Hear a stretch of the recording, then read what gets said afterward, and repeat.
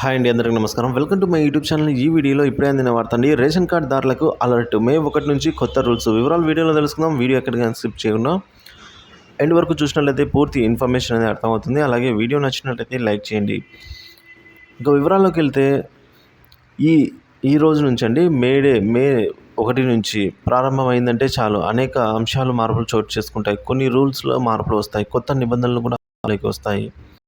మరి ముఖ్యంగా చూస్తే బ్యాంకింగు, ఆర్థిక సంస్థలు, చమురు కంపెనీలు ఇలా నెల ఆరంభంలోనే ఇలాంటి మార్పులు చోటు చేసుకుంటాయి. కొన్నిసార్లు సామాన్యులకు సంబంధించిన విషయాల్లో కూడా మార్పులు వస్తూ ఉంటాయి. ఈ క్రమంలోనే రేషన్ కార్డ్ యూజర్స్కి సంబంధించి కేంద్ర ప్రభుత్వం కీలక అలర్ట్ జారీ చేసిందండి. మే 1 నుంచి కొత్త నిబంధనలు అమల్లోకి రానున్నట్లయితే తెలుస్తోంది. అలానే తెలంగాణలో కొత్త రేషన్ కార్డు కోసం ఎదురు చూస్తూ ఉన్న వారికి ప్రభుత్వం శుభవార్త చెప్పినట్లు సమాచారం. సో ఆ వివరాల ప్రకారం ఇప్పుడు కనుక చూసుకున్నట్లయితే సాధారణంగా మన దేశంలో ఆర్థికంగా వెనుకబడి దారిద్ర్య రేఖకు దిగువన ఉన్న కుటుంబాలకు ఆహార భద్రత కల్పించడం కేంద్ర రాష్ట్ర ప్రభుత్వాలు రేషన్ కార్డులు ఇందుకోసం జారీ చేశాయండి. సో వీటి ద్వారా అర్హులైన పేదలకు రేషన్ దుకాణాల్లో బియ్యము, అలాగే పప్పు, గోధుమలు ఉచితంగా లేదా చాలా తక్కువ ధరకైతే అందిస్తారు. ఇక లాక్డౌన్ సమయంలో కూడా ఆర్థికంగా వెనుకబడిన వారికైతే సో ఈ వెసులుబాటు లభించిందండి. ఉచిత రేషన్ పంపిణీతో పాటు ఆర్థిక సహాయం కూడా చేయడం జరిగింది.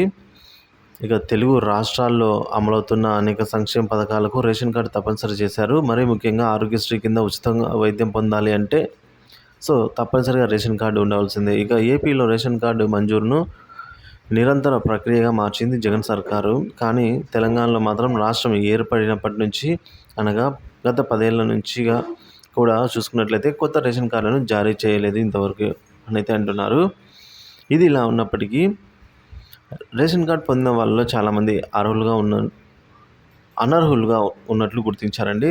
ఇదివరకు రేషన్ కార్డు ఉన్న వారిలో సో అనర్హులతో పోలిస్తే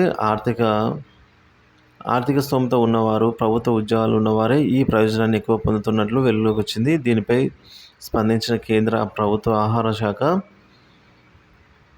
సో అనర్హులను తీసేసేందుకు వారి జాబితాను అయితే రూపొందిస్తుంది. ఇక అందుకే మే 1వ తేదీ నుంచి నిబంధనలు అమల్లోకి రానున్నాయి. ఈ నిబంధనల ప్రకారం అర్హత లేకుండా రేషన్ తీసుకుంటున్న వారికి అక్రమంగా రేషన్ కార్డులను పొందిన వారిపై చట్టబద్ధమైన చర్యలు తీసుకోనున్నారు.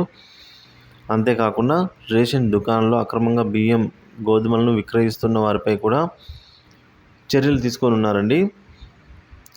ఇక ఇదే విధంగా ప్రస్తుతం అధికారులు వారి వివరాలను స్క్రూటినీ చేస్తున్నారు. దీని తర్వాత అంటే జూన్ 2వ వారంలో కొత్తగా రేషన్ కార్డులు పొందిన వారి వివరాలను వెబ్సైట్లో అయితే పెట్టనున్నారు.